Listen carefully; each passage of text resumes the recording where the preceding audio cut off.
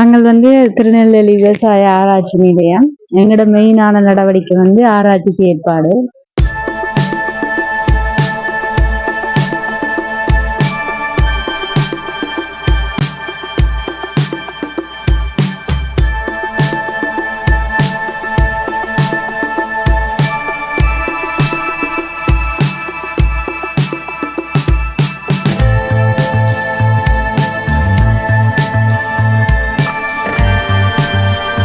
Hi, வணக்கம் உறவுகளே. Gandeepan views என்ற எமது யூடியூப் சேனல் ஊடாக இணைந்திருக்கிறீர்கள்.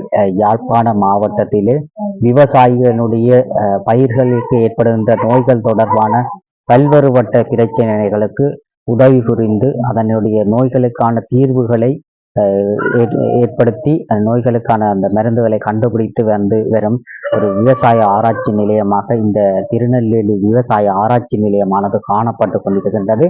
அதனுடைய வரலாறு எவ்வாறு ஆரம்பிக்கப்பட்டது, அதனுடைய எத்தனை பேர் அங்கு கடமையாற்றியிருக்கிறார்கள், அந்த யுத்த காலத்தில் இடப்பெயர்வு ஏற்பட்ட போதும் ஆராய்ச்சி பணிகளிலே மேற்கொண்ட ஒரு நிலையமாக இந்த விவசாய ஆராய்ச்சி நிலையம் காணப்பட்டு கொண்டிருக்கின்றது.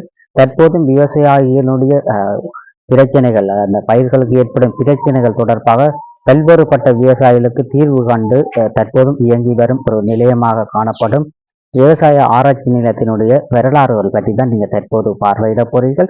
காண்டீபன் வியூஸ் என்ற சேனலுக்கு நீங்க புதிதாக வந்திருப்பார், ஆனால் சப்ஸ்கிரைப் பண்ணி ஆதரவு தாருங்கள். வருங்கள், அது தொடர்பான காணொளிகளை பார்வையிடுவோம்.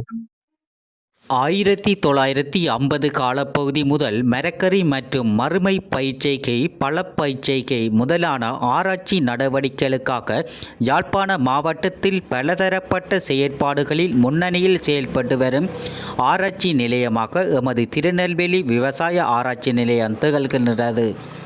ஆரம்ப காலகட்டங்களில் இந்த திருநெல்வேலி சந்தி முதல் கோண்டாவில் சந்தியூடாக உள்ள முழு நிலப்பரப்பும் தோட்டக்காணிகளாகவும் அங்குமொன்றும் இங்குமொன்றுமாகவே குடில்களும் புகையிலை குடில்களும் இந்த நிலப்பகுதி காணப்பட்டிருந்தன. எமது ஆராய்ச்சி நிலைய பகுதிகள் பெரும்பாலான கட்டிடங்கள் களஞ்சியங்களாகவே பேணப்பட்டு வந்திருந்தன. இந்த இடத்திற்கு அக்கால பகுதியில் வழங்கப்பட்ட பெயராக சூத்திர கிணற்றடி என்ற வகையிலே எமது இந்த வளாகத்தில் 4 சூத்திர கிணற்றடி காணப்பட்டு தற்போது அது இன்று அற்றுப்போயிலமை எம்மால் காணக்கூடியதாக உள்ளது. காலத்துக்கு காலம் எமது விவசாய திணைக்களத்துக்குரிய காணிகளாக காணப்பட்ட நிலப்பகுதிகள் 8 நிறுவனங்களுக்கு பகிர்ந்தளிக்கப்பட்டு இன்று அது பயனுறுதி மிக்கதாக பயன்படுத்தப்பட்டு வருகின்றன.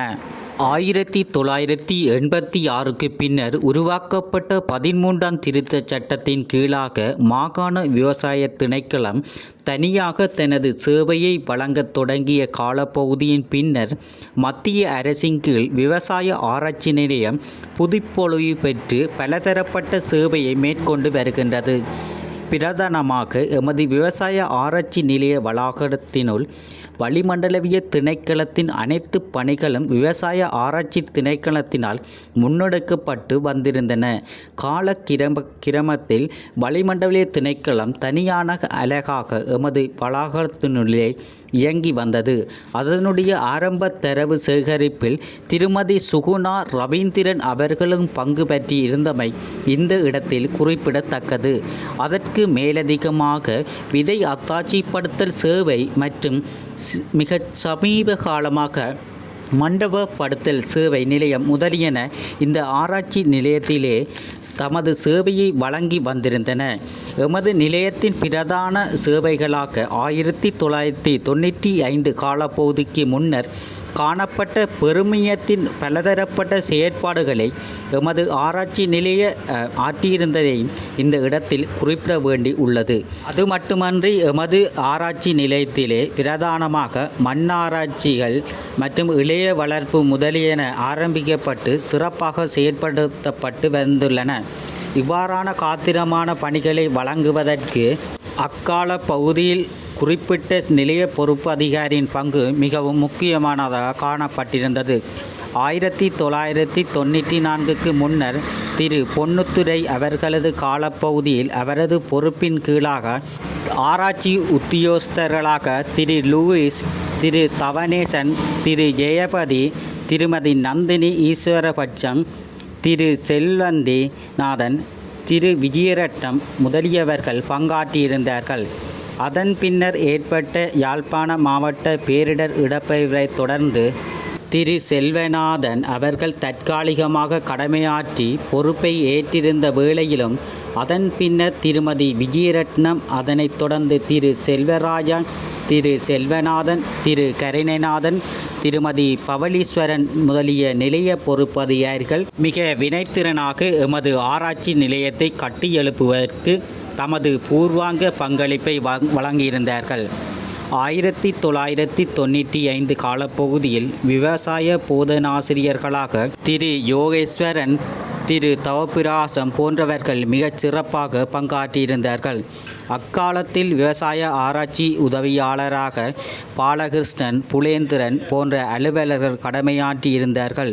இவர்களுக்கு மேலதிகமாக பண்ணை முகாமையாளராக எமது பண்ணையை சீர்படுத்தி இன்று வரை காப்பதற்கு முக்கியமானவர்களாக திரு கனகரட்னம், திரு செல்வராஜா, திரு ஜெயராஜா, திரு ஜெகநாதன், திரு தவப்புராசம், திருமதி விஜயதாசன், திரு ரஞ்சன், திருமதி மன்மதராச போன்றவர்களின் பங்களிப்பு போற்றுதற்குரியதாக காணப்படுகின்றது. நாங்கள் திருநெல்வேலி விவசாய ஆராய்ச்சி நிலையம், எங்களோட மெயினான நடவடிக்கை ஆராய்ச்சி செயற்பாடு.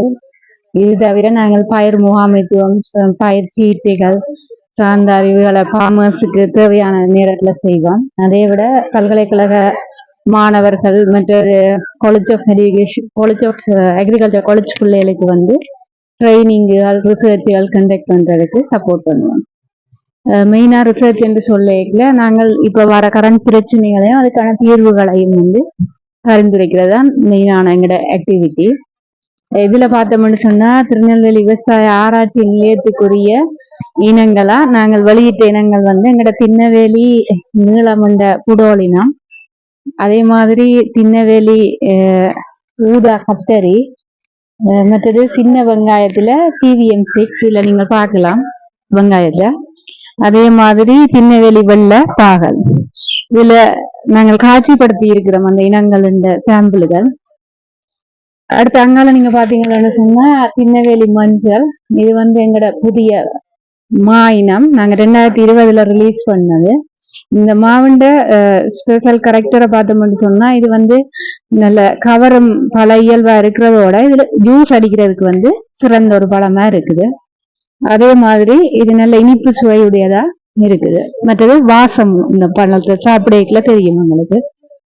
ஆரம்பகால ஆராய்ச்சி நிலைய அலுவலராக இருந்த திரு லூயிஸ் அவர்களால் கட்டமைக்கப்பட்ட நீர்ப்பாசன கட்டமைப்புகள் திண்ணவேலி, கிளிநொச்சி மற்றும் வட்டக்கச்சி போன்ற விவசாய திணைக்கள பண்ணைகளில் இன்றும் நடைமுறையில் உள்ளன. திருகோணமலை வவுனியா மாவட்ட விவசாய பணிப்பாளரான திரு கருணைநாதன் அவர்களின் அர்ப்பணிப்பான சேவையினாலேயே இன்று விவசாய ஆராய்ச்சி நிலைய கட்டிடம் புதுப்பொலிவுடன் திகழ்கிறது.